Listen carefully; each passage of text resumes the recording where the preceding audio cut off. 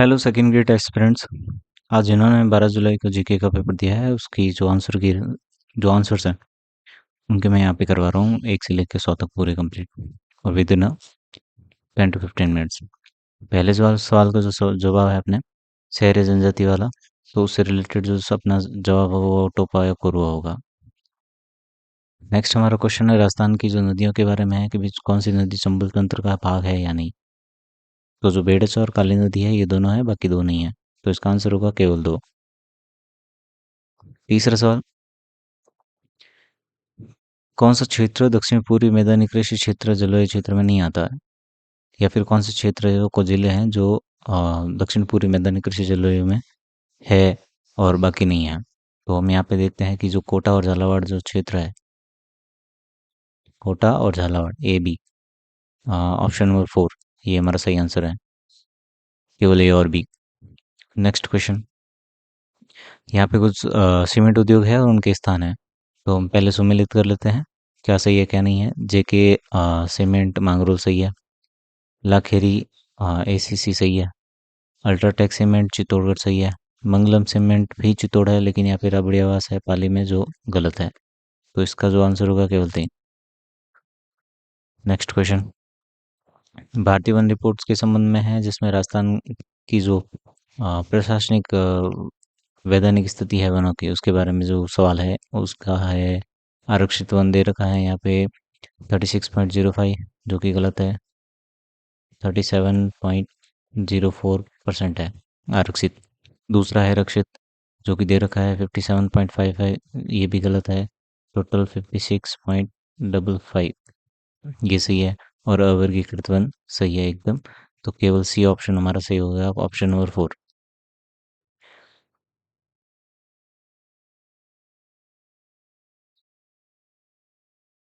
Option number 4 सही हो जाएगा हमारा। नेक्स्ट क्वेश्चन,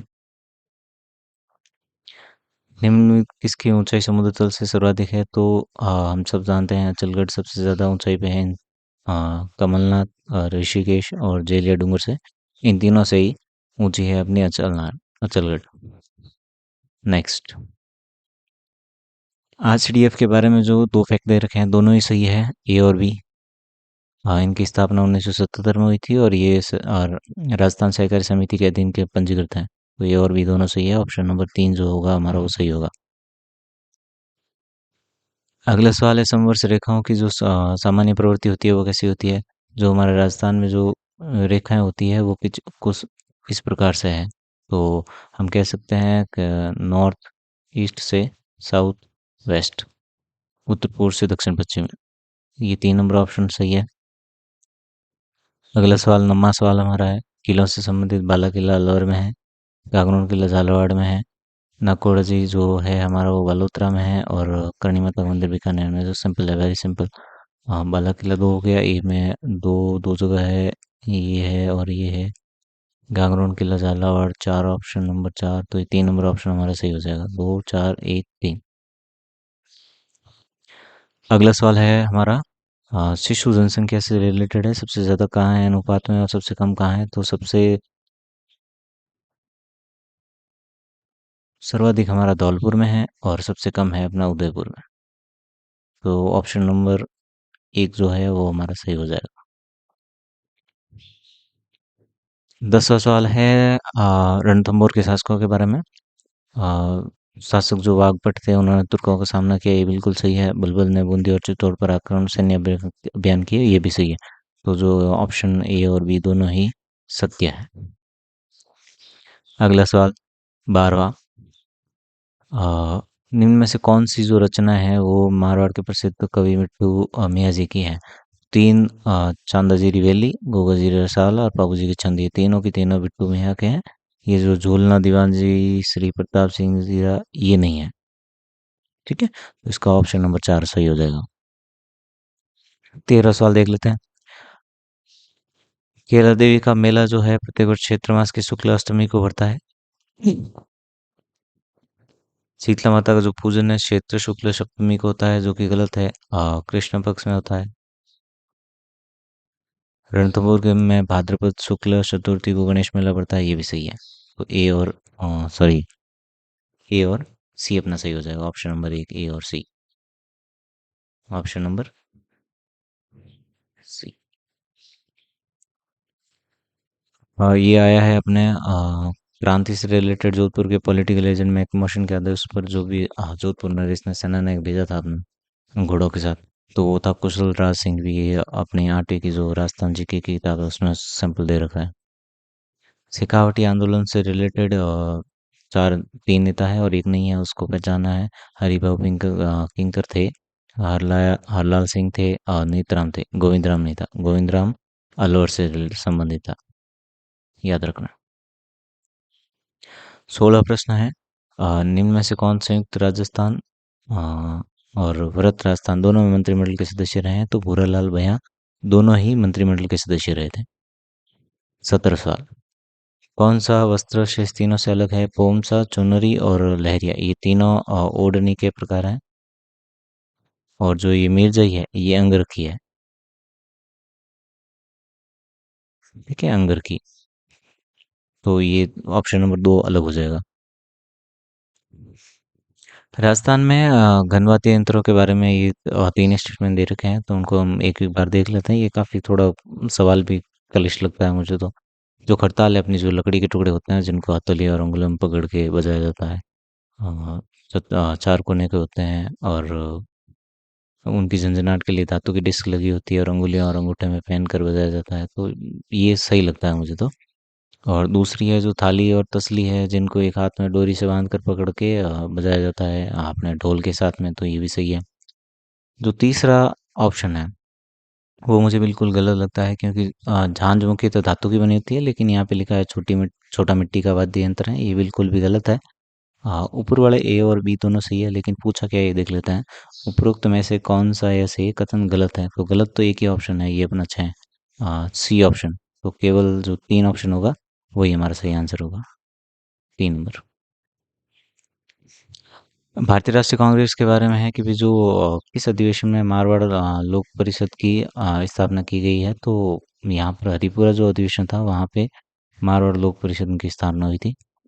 20वां सवाल। अब्दुल बदायूं अकादमी के अनुसार इनमें से किसने मान सिंह के उसको महाराणा प्रताप के विरुद्ध सेनापति बनाने के लिए विरोध किया था? तो वो नकीब खान था। सही आंसर नकीब खान।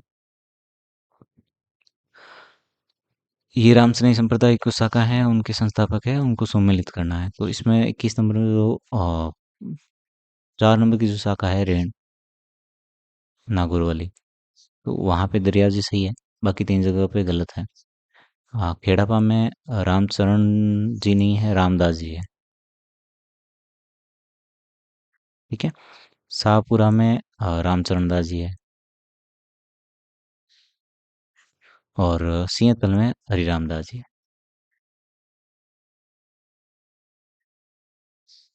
तो ये चारों हो गई। 22 नंबर सवाल है, मेजर पीरू सिंह के बारे में है, कौन सी रेजिमेंट से संबंधित है? तो राजपूताना राइफल से संबंधित है। मद्रास प्रेसिडेंसी की जो वेल्लोर जेल थी उसमें किसको बंदी बना के रखा गया था? अर्जुन लाल सेठिया को बंदी बना के रखा गया है। और नीमेज एक हत्याकांड हुआ था, उसके संबंध में इनको 5 से 6 साल तक इस जेल में बंदी बना के रखा था। 2 मंजिला वेदी भवन किस दुर्ग में स्थित है? तो वो कुंभलगढ़ में स्थित है। सिंपल सवाल है। कौन सी राजवंश की जो शाखा है वो मध्य प्रदेश के नरवर नामक स्थान से आई है? तो जो अपने कछवा आमेर के, वो नरवर क्षेत्र से आए थे। मारवाड़ के खिलाफ चंद्रसेन मारवाड़ के चंद्रसेन के खिलाफ कौन से किसने नेतृत्व में मुगल बादशाह ने अकबर ने सेना नहीं भेजी? तो वो थे अपने मान सिंह। मान सिंह ने कभी भी चंद्रसेन के खिलाफ अकबर की सेना का नेतृत्व नहीं किया। शाहबाज खान आए थे, जलाल खान आए थे और बीकानेर के राय सिंह आए थे। 27 सवाल। 1927 में मुंबई अखिल भारतीय देसी राज्य लोक परिषद के अधिवेशन में रामनारायण चौधरी को प्रांतीय मंत्री चुना गया था। बिल्कुल सही है। मध्य भारत और राजपूताना का वो जो प्रांतीय मंत्री था वो रामनारायण चौधरी को चुना गया, बी ऑप्शन में। 26 जनवरी 1930 को चूरू के धर्म स्तूप पर तिरंगा झंडा फहराया गया था। बिल्कुल सही है। हेमसन चंगानी ने वायसराय लॉर्ड इरविन को बीकानेर के शासन के खिलाफ खुला पत्र नहीं लिखा था, ये गलत है। उन्होंने पर्चे बांटे थे बीकानेर दिग्दर्शन नाम करके। बीकानेर दिग्दर्शन नाम के पर्चे बांटे थे, वो भी 1931 में गोलमेज सम्मेलन में। ओके, तो ए और बी सही हो जाएगा। तो ऑप्शन नंबर हमारा 3, ए और बी। नेक्स्ट, ये आ गए अपने चित्रकला से संबंधित। और राव सुरजनहाड़ा जो थे, 1569 में अकबर की अधीनता स्वीकार करने के बाद बूंदी शैली पर मुगलों का प्रभाव दिखने लग गया। सही है। राव रतन सिंह थे, वो जहांगीर के समय उनके भी दरबार में सॉरी उनके भी चित्रकला में मुगल चित्रों का प्रभाव देखने को मिला। ये भी सही है। Option number A, option number B दोनों सही है। तीसरा, बूंदी की सामरिक भौगोलिक स्थिति को विभिन्न क्षेत्रों के प्रतिभाशाली चित्रकारों को आकर्षित करने में, ये बिल्कुल भी सही है। जिस हिसाब से बूंदी की सामरिक भौगोलिक स्थिति है, वहाँ पे चित्रकला की और ज़्यादा वैरायटीज उत्पन्न होने लगी और वहाँ पे ज़्यादा से ज़्यादा चित्रकार आने लगे। तीनों सही है, ए बी सी। तो ऑप्शन नंबर 100 सही हो जाएगा हमारा, ए बी सी। लोक देवता बापूजी किस वंश से संबंधित थे? तो वो सांकला वंश से संबंधित थे। गणेश्वरा से रिलेटेड जो सवाल आया है हमारा कि भाई ये ढूंढ नदी पर है, नहीं, कांतली नदी पर है। ठीक है, तो ये गलत हो गया। गणेश्वर स्थल तिथि 3800 ईसा पूर्व नहीं, 3800 नहीं है, 2800 से 2000 है। और गणेशवरा के उत्खनन में ताम्र युद्ध और ताम्र उपकरण मिले हैं, बिल्कुल सही है। तो ऑप्शन नंबर 1 केवल सी सत्य हो जाता है। 31 सवाल है, राज्य सचिवालय से संबंधित है, जिसकी स्थापना हुई थी 1949 में। Option number 1। अगला सवाल एक मुख्यमंत्री की किताब से संबंधित है, from margin to mainstream memorials. ये किताब इसलिए इम्पोर्टेंट है क्योंकि एक मुख्यमंत्री ऐसा बना है जो बहुत ही निम्न लेवल से आकर मुख्यमंत्री बना है। तो ऑप्शन है अशोक गहलोत, हरिदेव जोशी, जगन्नाथ पहाड़िया, शिवशरण माथुर। इनमें से एकमात्र जो है जगन्नाथ पहाड़िया, यही है जो जिन्होंने ये किताब लिखी थी, from margin to mainstream memorials. 33वां सवाल, भारत के संविधान के अनुच्छेद 243 का संबंध किससे है? तो आपको बता दूं कि इसका संबंध नगर पालिकाओं की जो अवधि है उनसे रिलेटेड है। और बाकी इनके जो सीटों के जो बंटवारे हैं उनसे रिलेटेड अपना जो अनुच्छेद है वो आ जाता है 243 टी। वित्तीय व्यवस्था से संबंधित है 243 एच। और शक्तियों से संबंधित है वो अपना आ जाता है 243 के और 243 जेड ए। अगला सवाल, 30 अप्रैल 2026 तक राजस्थान के 7वें राज्य वित्त आयोग के सदस्य सचिव सहित कितने सदस्य हैं? 2 सदस्य हैं भाई। सिंपल सा सवाल है, इसमें कोई बड़ी बात नहीं है। 2 सदस्य कौन कौन से हैं? एक तो डॉक्टर अरुण चतुर्वेदी है और एक नरेश नेटरवाल है। 2 सदस्य हैं। राजस्थान राज्य महिला आयोग के संदर्भ में 2 कथन दे रखे हैं, उनमें से कौन सा सही है कौन सा नहीं है, ये पढ़ लेते हैं एक बार। आयोग के अधिनियम की धारा 3(2) के अनुसार आयोग में एक अध्यक्ष और राज्य सरकार द्वारा नियुक्त सदस्य हैं, वो सदस्य सचिव के अलावा 4 अन्य सदस्य होंगे। नहीं, अलावा 4 नहीं होते हैं, मिला के 4 होते हैं, तो ये ऑप्शन गलत हो गया। सदस्यों में एक अनुसूचित जाति, एक अनुसूचित जनजाति, एक अन्य पिछड़ा और एक सामान्य, नहीं, बिल्कुल भी नहीं है। एक महिला होगी अनुसूचित जाति और अनुसूचित जनजाति से, और एक होगी अन्य पिछड़ा, तो टोटल 2 हो गई, तो ये भी गलत हो गया ऑप्शन। तो इसका जो सही आंसर होगा तो न तो 1 और न ही 2। नेक्स्ट 36वां सवाल, 36 सवाल में विधानसभा की स्थायी समितियों में से कौन सी एक वित्तीय समिति में नहीं है? तो उसके बारे में लोक उपक्रम समिति है, लोक लेखा समिति है और लोक प्राकलन समिति है। ये जो सरकारी आश्वासनों पर समिति है, इससे वित्त का कोई लेना देना नहीं है, तो ये हमारा ऑप्शन नंबर ये सही हो जाएगा 2। अगला सवाल है उच्च न्यायालय से संबंधित कि भाई उच्च न्यायालय की एक समिति बनी थी, किशोर न्याय समिति ने 2017 में कहाँ कहाँ पर बाल सचिवालय की स्थापना करवाई थी? तो एक तो हो गया अपना जोधपुर मेन और एक खंडपीठ जयपुर, 2 जगह पे बाल सचिवालय बनाया गया था। तो ऑप्शन नंबर 1 और 2।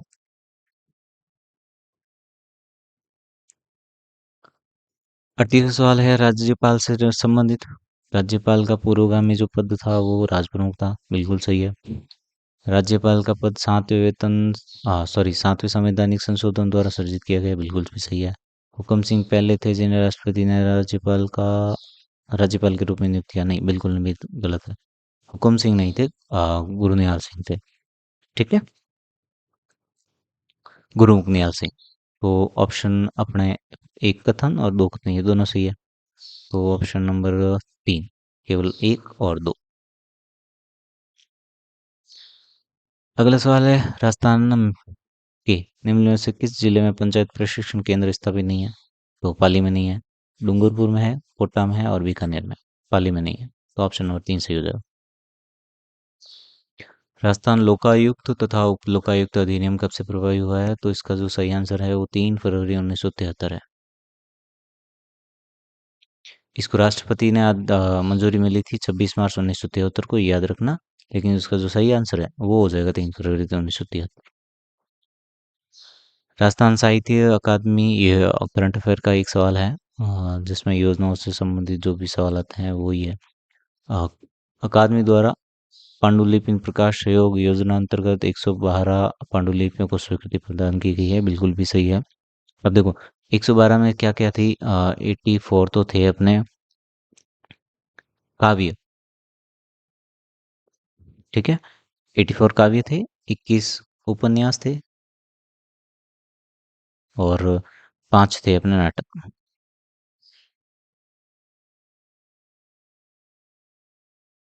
2 थे अपने निबंध। दूसरा कथन देख लेते हैं। 25-26 में कुल 8 साहित्यकारों को आर्थिक सहयोग, नहीं, 8 को नहीं, सिर्फ मिला था, सिर्फ 5 साहित्यकारों को मिला था, 8 की बजाय। और 21 पत्रिकाओं की जगह 9 पत्रिकाओं को सहयोग राशि मिली थी। तो ये दोनों ही गलत हो जाते हैं। हाँ, तो ऑप्शन नंबर अपना 2, कथन ए और बी दोनों ही असत्य है। 42 सवाल देख लेते हैं। ये रिफाइनरी से रिलेटेड है। रिफाइनरी सबको पता है, पचपदरा में है। पचपदरा आता है अपने बालोतरा जिले में, तो इसमें बालोतरा बनने से किसी प्रकार की कोई दिक्कत नहीं होगी। 43 सवाल आता है। 13 मई 2026 को एक मोहनलाल सुखाड़िया यूनिवर्सिटी है, उसमें कुलाधिपति के रूप में, सॉरी, कुलगुरु के रूप में किसे नियुक्त किया गया? हरिभाऊ बागड़े के द्वारा। ये राज्यपाल है। तो प्रोफेसर कैलाश डागा को मोहनलाल सुखाड़िया के कुलगुरु के रूप में नियुक्त किया गया। 2026 का एक विधेयक है, राजस्थान नगरपालिका संशोधन विधेयक। उसमें एक रोग को हटा दिया गया है, जिस खतरनाक रोग की कैटेगरी से, तो वो है अपना कुष्ठ रोग। अगला सवाल, उदयपुर में एक 5वीं जूनियर और senior west zone ball championship हुई थी, उसमें राजस्थान ने कितने पदक जीते? तो सिंपल सवाल है, 2 स्वर्ण जीते, एक रजत जीता और एक कांस्य जीता। तो ऑप्शन नंबर 1।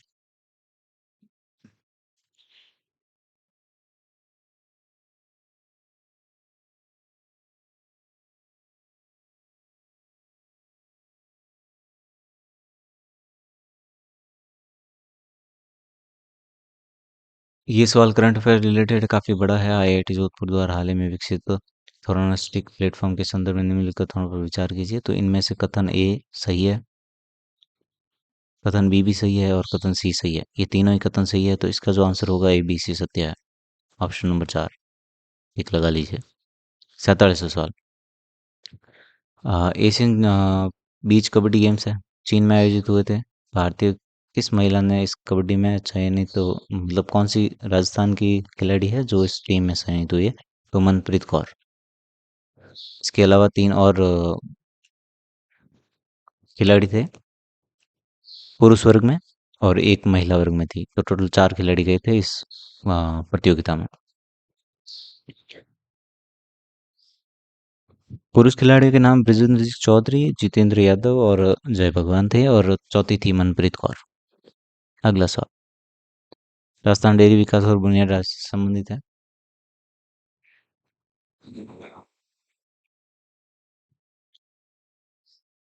कथन एक है अपना राज्य में दुग्ध प्रसंस्करण क्षमता को अगले 2 वर्षों में बढ़ाकर 94 लाख लीटर प्रतिदिन करने का लक्ष्य है। बिल्कुल सही है। कथन दो, सर स्वरोजगार योजना के अंतर 3,000 नए बूथ नहीं हुई, 3,000 की जगह 2,000 है। ये ऑप्शन हो गया गलत। केवल एक सत्य है। ऑप्शन नंबर दो टिक करो। नेक्स्ट। 14 मई 2026 को राजदूत जी की मूर्ति का अनावरण जो है वो मेड़ता में किया रक्षा मंत्री ने। आगे बढ़ो। एशियन पैरा थ्रोबॉल चैंपियनशिप के संदर्भ में इस वर्ष कुआलालंपुर में आयोजित दूसरी Asian para throwball championship Rajasthan के 4 खिलाड़ी ने भाग लिया। बिल्कुल गलत है। 2 खिलाड़ी ने भाग लिया, 4 ने नहीं लिया, तो एक कथन एक हो गया गलत। दूसरा है तीसरी Asian para throw Olympic championship का आयोजन राजस्थान विश्वविद्यालय। बिल्कुल भी गलत है। राजस्थान विश्वविद्यालय में नहीं हुआ, ये हुआ था अपने सिंघानिया यूनिवर्सिटी। सिंघानिया यूनिवर्सिटी जो कहाँ पड़ती है? झुंझुनू में। ठीक है, राजस्थान। और ये डेट भी गलत दे रखी है। डेट है अपनी 18 से 21 मार्च। तो ये दोनों ही गलत हो जाते हैं। ऑप्शन नंबर एक कथन ए और बी दोनों ही असत्य है। अगला। 51वां सवाल अब होगी इंडियन ज्योग्राफी स्टार्ट। करणपुरा और चंद्रपुरा कोयला क्षेत्र झारखंड में स्थित है। नेक्स्ट। कौन सा भूभाग डेविस जलडमरू मंडल द्वारा विभाजित होता है? तो जो अपना ग्रीनलैंड है और कनाडा का वेफिन द्वीप है, ये दोनों ही डेविस जलडमरू से अलग होते हैं। 53वां सवाल विस्तृत वाणिज्यिक अनाजोत्पादक कृषि, ये तो बाहर की क्लास है, 12th क्लास की ज्योग्राफी की। ज्योग्राफी में से सवाल आया है, देखो। पहला है अर्जेंटीना का पंपास, बिल्कुल है। न्यूजीलैंड का कैंटरबरी मैदान, बिल्कुल है। अमेजन बेसिन नहीं, अमेजन बेसिन नहीं है। दक्षिण अफ्रीका का वेल्स है। और ऑस्ट्रेलिया का डाउन्स है। और अपने उत्तरी अमेरिका के प्रेरीज है। तो इसमें ऑप्शन सी सही नहीं है। देख लेते हैं सी किस किस में है। यहाँ पे है, यहाँ पे है, ये भी नहीं है। तो बाकी बचे तीन, ए बी और D. Option number 4 A B D. Amazon basin विश्व व्यापारी उत्पादक कृषि में नहीं आते। 54वां सवाल बिल्कुल भी 12th क्लास से आया है। जैव मंडल आरक्षित क्षेत्रों के बारे में है। यूनेस्को के विश्व जैव मंडल आरक्षित क्षेत्र के नेटवर्क में WNBR के में कौन कौन सम्मिलित है? तो देखो, नंदा देवी है, सिमलीपल है, नोकरेक है और कोल्ड डेजर्ट अभी शामिल हुआ है। पता नहीं ये सवाल में क्यों दे रखा है।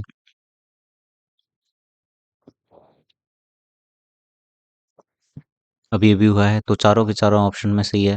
अगर इसका ऑप्शन देखें तो option number A B C और डी, ये चारों ही सही होने चाहिए, क्योंकि चारों को ही WNBR की श्रेणी में सम्मिलित किया गया है यूनेस्को की। टोटल जो अपने जैव मंडल है वो मैं आपको बता देता हूँ, टोटल 18 है। 18 में से 13 को यूनेस्को में शामिल है और 5 शामिल नहीं है।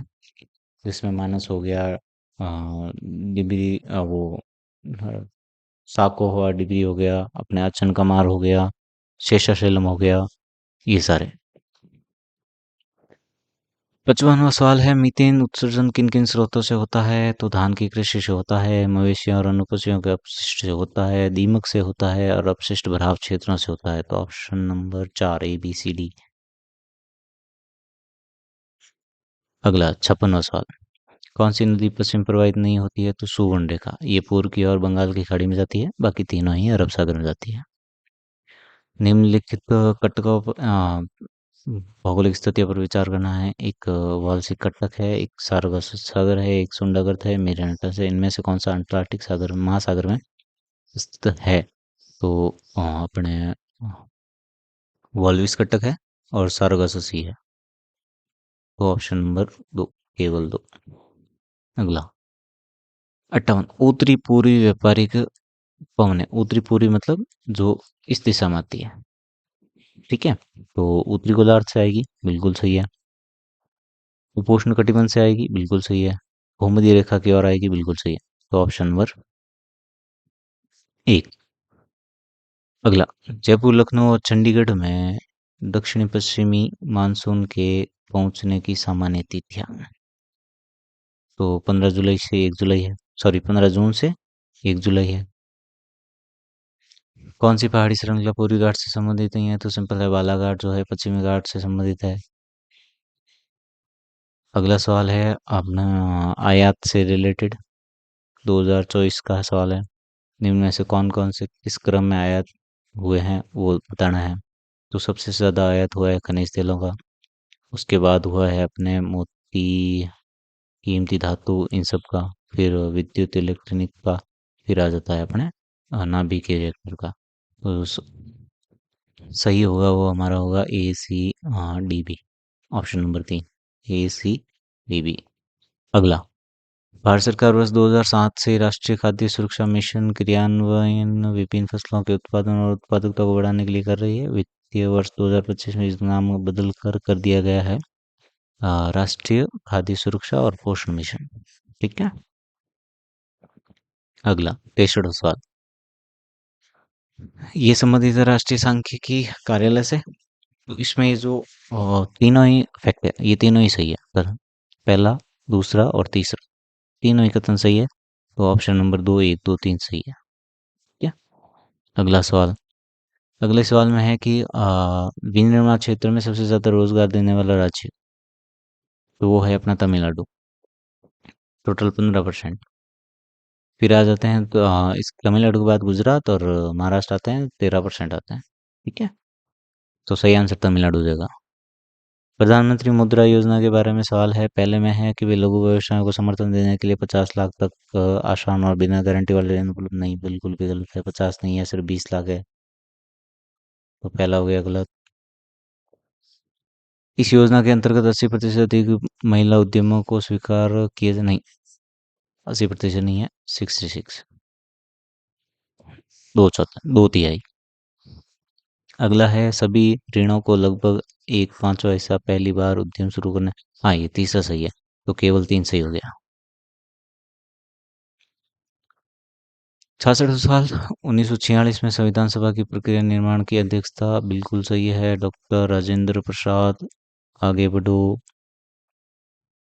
संविधान का कौन सा अनुच्छेद अंतर्राष्ट्रीय शांति और सुरक्षा का प्रोत्साहन देता है? तो ये नीति निर्देशित तत्व से सवाल है, अनुच्छेद 51 है।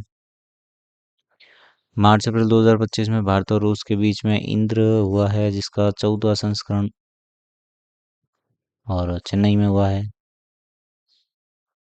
आगे बढ़ो। सर्वोच्च न्यायालय के न्यायाधीश के रूप में नियुक्ति होने के लिए न्यूनतम आयु 35 वर्ष है, ऑप्शन नंबर 3, सॉरी 35 नहीं है, बिल्कुल भी गलत हो गया ये।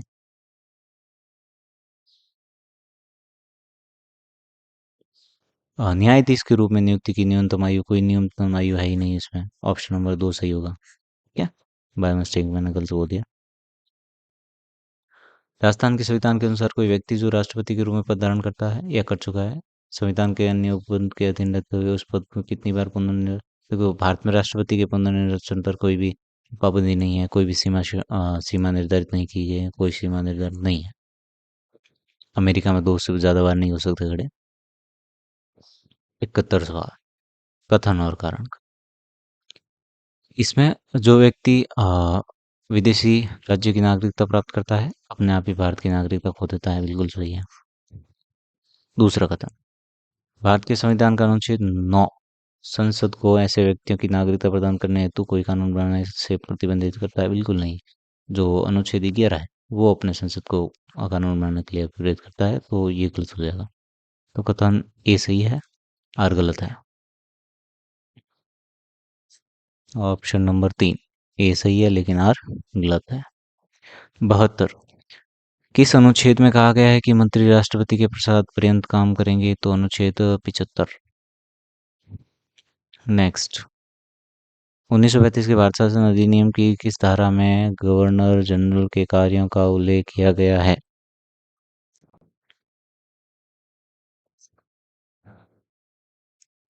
तो धारा 7 में किया गया है, ऑप्शन नंबर 2 सही होगा हमारा।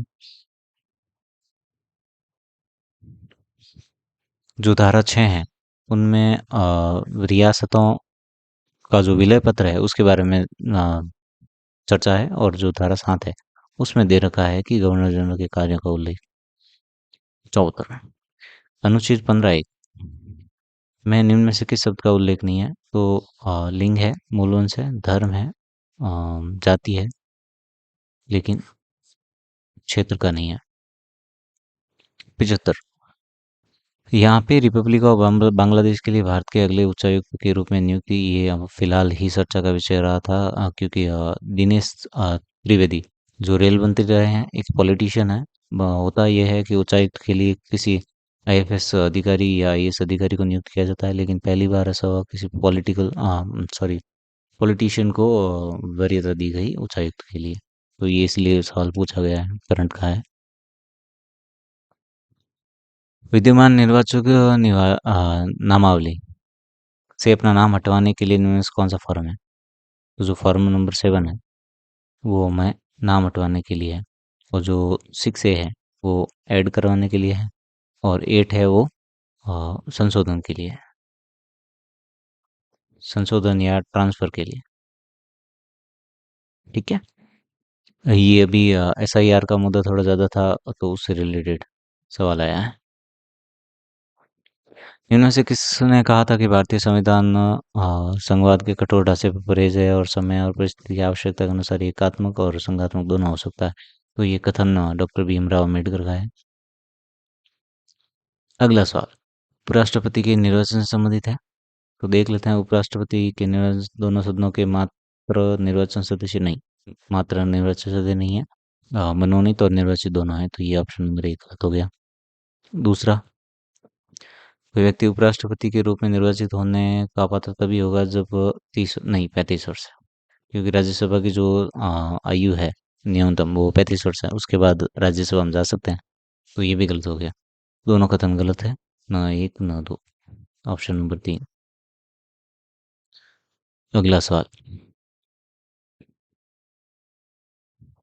भारत के संविधान के अनुच्छेद 39 में उल्लिखित राज्य नीति निर्देशक तत्वों के संदर्भ में, देखो, पुरुष स्त्रियों को दोनों को ही समान कार्य के लिए समान वेतन, बिल्कुल सही है।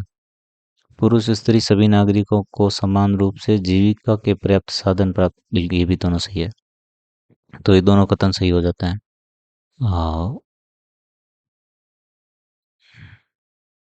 ऑप्शन नंबर 4 कथन 1 कथन 2 दोनों सही है। 18 नंबर क्वेश्चन, किस अनुच्छेद में कहा गया है राज्यसभा का विघटन नहीं होगा? तो ऑप्शन नंबर 1 अनुच्छेद 83। परिवर्तन के अनुकूल होने के लिए कौन सी 21वीं सदी का कौशल महत्वपूर्ण है? तो ये लचीलापन है, ये अपने शिक्षा नीति 2020 का है। निम्न में से कौन मेयर कोरुसो सेलोवी द्वारा प्रदत्त सामवेगिक बुद्धिमत्ता का घटक नहीं है? ये आगे अपने साइकोलॉजी के सवाल है। ठीक है, तो इसमें जो सामवेगिक परिपक्वता है ये इसका घटक नहीं है, समझ है, प्रत्यक्षीकरण है और एकीकरण है, और इसके अलावा एक है प्रबंधन, सामवेगिक प्रबंधन। तो 4 घटक थे, समझ, प्रत्यक्षीकरण, एकीकरण और प्रबंधन, परिपक्वता नहीं है, तो ये ऑप्शन सही हो जाएगा। पियाजे के संज्ञानात्मक विकास संबंधी दृष्टिकोण पर नीचे 2 कथन दिए गए हैं, उनको पढ़ना है। पियाजे के संज्ञानात्मक विकास सिद्धांत के अनुसार बच्चे अपने परिवेश का प्रतिहस्तन मैनिपुलेट और अन्वेषण करते हुए सक्रिय रूप से ज्ञान का निर्माण करते हैं, बिल्कुल सही है। S1 एकदम सही है, स्टेटमेंट 1। दूसरा है, पियाजे का मानना था कि बच्चे का सीखना वयस्कों के द्वारा दिए गए पुरस्कारों और पुनर्बलों पर निर्भर करता है। नहीं, ये बिल्कुल भी गलत है, क्योंकि ये पुरस्कारों की और बात है, ये जो व्यवहारवादी करते थे। ठीक है, तो ये दूसरा गलत है। S1 सही है और S2 गलत है, ऑप्शन नंबर 2। क्वेश्चन नंबर 84, मैक्लेलैंड के अभिप्रेरणा सिद्धांत अभिप्रेरणा की अवधारणा को समझने के लिए कुछ मनोवैज्ञानिक आवश्यकताओं को महत्व पर डाला है, पता लगे इनमें से कौन सी मनोवैज्ञानिक आवश्यकता संबंधित नहीं है। तो जो मैक्लेलैंड सिद्धांत दिया था उसमें शक्ति की अवधारणा है, उपलब्धि की अवधारणा है और संबंध की अवधारणा है। जो नहीं है वो है समस्थिति की, तो ऑप्शन नंबर 1 सही हो जाएगा हमारा। समालोचनात्मक चिंतन कौशलों के उनके अर्थ से सुमेलित कीजिए। चलो, अवबोध, अवबोध का मतलब होता है विचारों का संगठन और चयन करना। विश्लेषण, विश्लेषण का मतलब होता है घटकों को विभाजित करना। संश्लेषण, संश्लेषण का मतलब होता है जोड़ना, विचारों को मिलाकर नया संपूर्ण रूप देना। और मूल्यांकन होता है अभिमत और निर्णय विकसित करना, जो फाइनल में होता है। 2 3 4 1, 2 3 4 1, ऑप्शन नंबर ए। Next, 86th question. निम्न में से समावेशन के लिए विद्यालयों को तैयार करने के प्रमुख कारक कौन से हैं? कठोर परीक्षा प्रणाली नहीं, अनुकूली पाठ्यचर्या ये सही है। परंपरागत शिक्षण विधि नहीं, बिल्कुल भी गलत। सुगम वातावरण, ये भी बिल्कुल सही है। तो बी और D, option number fourth, B और डी। Next question. आइजेंक के व्यक्तित्व का सिद्धांत शील गुण के पदार्थों के गुण के संबंध में दो स्टेटमेंट दे रखे हैं। पहला स्टेटमेंट है नियमित रूप से होने वाली प्रतिक्रिया शील गुणों से उत्पन्न होती है, बिल्कुल सही है। संबंधित शील गुण आदतों से अनेक आदतों के समूह से मिलकर एक व्यक्तित्व का निर्माण करती है, तो नहीं, जो आदतें हैं उनसे मिलकर एक व्यक्तित्व का निर्माण नहीं होता, ये बिल्कुल भी गलत है। दूसरा ऑप्शन, व्यक्तित्व किसी व्यक्ति के चरित्र, स्वभाव, बुद्धि और शारीरिक बनावट का कमोबेश स्थिर और अस्थायी संगठन। हाँ, ये बिल्कुल सही है। स्टेटमेंट नंबर 2 सही है। स्टेटमेंट एक गलत है और 2 सही है। ऑप्शन नंबर जो एक हो जाएगा हमारा। अगला क्वेश्चन, कैटल के सील गुण के बारे में है और इनमें बताना है कौन सा कथन गलत है। गलत पूछा गया है, इन ऐसे वर्डों पर ध्यान दे, नहीं, गलत। ठीक है, तो जो सतही सील गुण है वो दिखाई देने वाले होते हैं, बिल्कुल भी सही है। कारक विश्लेषण द्वारा सील गुणों की पहचान होती है, बिल्कुल भी सही है। जो स्रोत सील गुण होते हैं सीधे अवलोकनीय होते हैं, नहीं, सीधे अवलोकनीय नहीं होते हैं, वो दिखाई नहीं देते हैं। ठीक है, और स्रोत तो सील गुण आधारभूत होते हैं, नहीं, ये भी बिल्कुल गलत है, आधारभूत नहीं होते हैं, वो छुपे हुए होते हैं, जब व्यक्ति चाहता है तभी दिख सकते हैं वो। Option number 3। 89 सवाल में दो कथन दे रखे हैं, एक कथन है और उसकी एक व्याख्या, अभिकथन है, उसका कारण है।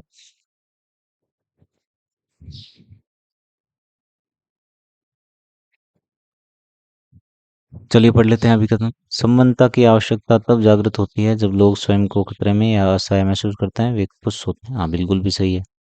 ठीक है, आप किसी से रिलेशन में कब आओगे? जब आप किसी खतरे में या असहाय महसूस करेंगे। ठीक है, कारण क्या है? लोगों को दोस्ती की जरूरत होती है या दूसरों के साथ वे किसी न किसी रूप में संबंध बनाए रखना चाहते हैं। ये भी बिल्कुल भी सही है। लेकिन इसमें और इसमें किसी भी प्रकार की कोई व्याख्या या फिर कोई रिलेट नहीं हो रहा है, दोनों ही अलग अलग हैं। तो ऑप्शन नंबर 4, ए और आर दोनों व्यक्तिगत रूप से सत्य है, लेकिन सही व्याख्या नहीं है। 90 सवाल। जब व्यक्ति अपनी वास्तविक भावनाओं के ठीक विपरीत प्रकार का व्यवहार अपनाकर अपनी दुश्चिंता की रक्षा करने, इसको कहते हैं प्रतिक्रिया निर्माण, उल्टा। अगला सवाल, 91। इनमें से कौन सा कथन अब अधिगम की क्रिया प्रस्तुत अनुबंधन सिद्धांत के संबंध में सत्य नहीं है? नहीं बताना है ना। ठीक है, चलो। पुनर्बलन जीवन की अनुक्रिया के बाद प्रदान किया जाता है, बिल्कुल सही है। अधिगम का सार अनुक्रिया संशोधन है, ये भी सही है। अनुबंधन अनुक्रिया उन्मुख होती है, बिल्कुल एकदम सही है। उद्दीपक अनुक्रिया के मध्य साहचर्य, निकटता और नियम पर आधारित नहीं, ये बिल्कुल भी गलत है। तो ये ऑप्शन नंबर 4 हमारा ये सही हो जाएगा। 92 सवाल। नीचे दो कथन दिए गए हैं, एक को ए और दूसरे को आर से चिह्नित किया गया है, उनको पढ़ना है और बताना है कि क्या संबंध है इनमें। शिक्षा मनोविज्ञान पूर्व अनुमान होता है, बिल्कुल सही है। जब हम शिक्षा मनोविज्ञान की विशेषताएं पढ़ते हैं तो पहले ही ये आता है, पूर्वानुमानात्मक है। यह व्यवहार की पूर्ण निश्चितता के साथ पूर्वानुमान कर सकता है, नहीं, पूर्ण निश्चितता तो कैसे हो गई भाई? कितना भी व्यवहार हो, उसको पहले ही हम थोड़ी कह सकते हैं कि हाँ ऐसा ही होगा। ठीक है, तो ये सही है, आर गलत है। ये सत्य है, आर असत्य है। Option number 1। 93 सवाल। निम्न में से कौन सा तत्व नैतिक परिपक्वता के अंतर्गत नहीं माना जाता? तो जब भी नैतिकता आती है आदमी में, तो वो जिम्मेदारी सीखता है, तार्किकता सीखता है, परोपकारिता सीखता है, लेकिन नैतिक निर्भरता नहीं सीखता। नैतिक निर्भरता मतलब किसी दूसरों के नैतिक नियमों और आदेशों की पालना करेगा, वो खुद अपनी खुद की नैतिक नियम बनाएगा। तो ऑप्शन नंबर 3 सही हो जाएगा इसका। अगला, व्यक्तिगत विभिन्नताएं व्यक्तियों की विशेषताओं और व्यवहारों के तरीकों में विशिष्टता और विविधता को संदर्भित करती है। लोगों का व्यवहार उन परिस्थितियों से अधिक प्रभावित होता है जिनमें वे रहते हैं। बिल्कुल सही है, स्थितिवादी है। अगला, एरिक के मनोविकास के संबंध में है। ठीक है। कथन क्या है? किशोरों को स्वयं के लिए भूमिका निर्धारण करने की में मिली सफलता से उनमें पहचान की भावना विकास होता है। कथन नंबर एक हो गया।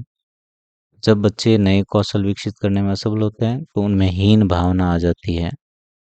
दोनों ही कथन सही है, लेकिन इन दोनों में किसी भी प्रकार का कोई रिलेशन नहीं है। यहाँ पे किशोरों की बात हो रही है, यहाँ पे बच्चों के कौशल की बात हो रही है।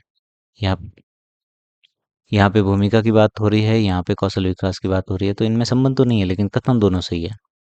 तो ऑप्शन नंबर जो 3 है हमारा, ए और आर दोनों इंडिविजुअली सही है, लेकिन व्याख्या नहीं करते।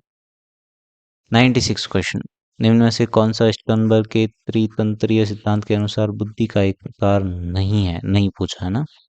तो अनुभवात्मक और सृजनात्मक ये है। संक्रियात्मक प्रकार्यात्मक नहीं, ये कोई घटक नहीं है। घटकीय विश्लेषण ये है, और संदर्भात्मक और प्रयोगात्मक ये है। ऑप्शन नंबर जो 2 है हमारा, वो गलत हो जाएगा। मतलब अपना जो सही आंसर है। 97 सवाल, नीचे दिए गए प्रत्येक बुद्धि परीक्षण का मिलान कीजिए और उपयुक्त मुख्य विशेषताओं से बताना है। ठीक है। बुद्धि परीक्षण के बारे में, स्टैनफोर्ड बिने स्केल, ये मानसिक आयु और बुद्धिलिप्ति की अवधारणा पर आधारित है। बिल्कुल सही है।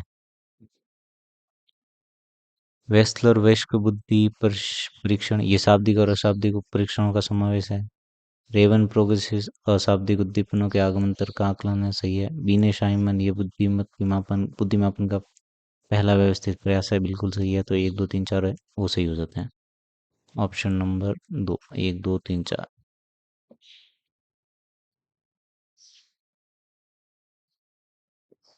98 सवाल, अभिकथन और कारण है। एक प्रभावी विद्यालय प्रशासन संगठन के लिए मनोविज्ञान का ज्ञान आवश्यक है। बिल्कुल सही है। मनोविज्ञान विद्यालय में अनुशासन संबंधी समस्याओं का निपटाने में सहायक है। ये भी सही है, लेकिन इनका संबंध इसलिए नहीं है क्योंकि जो विद्यालय का प्रशासन है, ये एक बड़ी अवधारणा है, और जो अनुशासन है ये छोटा सा एक टॉपिक है। तो इन दोनों के बीच में कोई ज़्यादा बड़ा कथन कारण वाला रिलेशन नहीं आता। तो दोनों इंडिविजुअली सही है, लेकिन व्याख्या नहीं है। ठीक है। तो ऑप्शन नंबर जो हमारा 3 है, वो सही हो जाएगा। 99 सवाल, गहने के अधिगम पदानुक्रम में संप्रत्यय अधिगम से पहले और बाद में क्रमशः कौन से अधिगम आते हैं? तो चलो देख लेते हैं हम कौन कौन से। सबसे पहले आता है संकेत अधिगम, उसके बाद आता है उद्दीपन अधिगम, उसके बाद आता है श्रृंखला अधिगम, उसके बाद आता है शाब्दिक अधिगम, उसके बाद आता है साहचर्य अधिगम, उसके बाद आता है अपना बहुविभेदन, उसके बाद आता है संप्रत्यय, उसके बाद आता है सिद्धांत, और सबसे लास्ट में आता है समस्या समाधान। तो हमें क्या पूछा है? संप्रदाय अधिगम से पहले और बाद में क्या आता है? तो ये रहा संप्रदाय। पहले आता है बहुविभेदन और बाद में आता है सिद्धांत। बहुविभेदन सिद्धांत, ऑप्शन नंबर 3 सही है। बहुविभेदन और सिद्धांत, ये जो 8 पदानुक्रम दे रखे हैं अधिगम के, तो ये याद कर लेना आप। अवलोकन अधिगम के अनुसार विद्यार्थी के वांछित व्यवहार को दोहराने के लिए कुछ प्रकार के प्रोत्साहन का उपयोग किया जाता है। पता लगे इनमें से कौन सा प्रोत्साहन सहायक नहीं है, नहीं बताना है। ठीक है। प्रतिमान को पुरस्कृत करना, बिल्कुल सही है। विद्यार्थी को पुरस्कृत करना, बिल्कुल सही है। विद्यार्थी को दूसरों की प्रशंसा करने का निर्देश देना, तो भाई निर्देश दोगे तो वो खुद थोड़ी मोटिवेट होगा। तो ये बिल्कुल भी गलत है। ठीक है। ये दर्शाना कि व्यवहार किस प्रकार सकारात्मक परिणाम की ओर ले जाता है, ये भी सही है। जो ऑप्शन नंबर जो 3 है, वो किसी भी तरीके से मोटिवेशन नहीं लाता है। ठीक है। देखकर सीखने के लिए प्रेरित नहीं करता है, प्रोत्साहित नहीं करता है बच्चों को। तो ये जो 100 सवाल है हमारे आज के 12 जुलाई 2026 को सेकंड ग्रेड के जीके पेपर के खत्म हो गए। आप कमेंट में अपने नंबर बता देना कितने सही हो रहे हैं, कितने गलत हो रहे हैं, कितने अटेम्प्ट किए आप, कहाँ से हैं, किस कहाँ से वीडियो देख रहे हैं। ये सारी चीज़ें आप कमेंट में मुझे बता देना और आगे आने वाली जो जीके का पेपर है, उसका हल करना है या नहीं करना है मुझे बता देना आप। और इसका जो डिटेल अगर चाहिए, भाई डिटेल मुझे सॉल्यूशन सही चाहिए तो आप कमेंट लिख में लिख के भेज देना मुझे। Okay, thank you very much. मिलते हैं।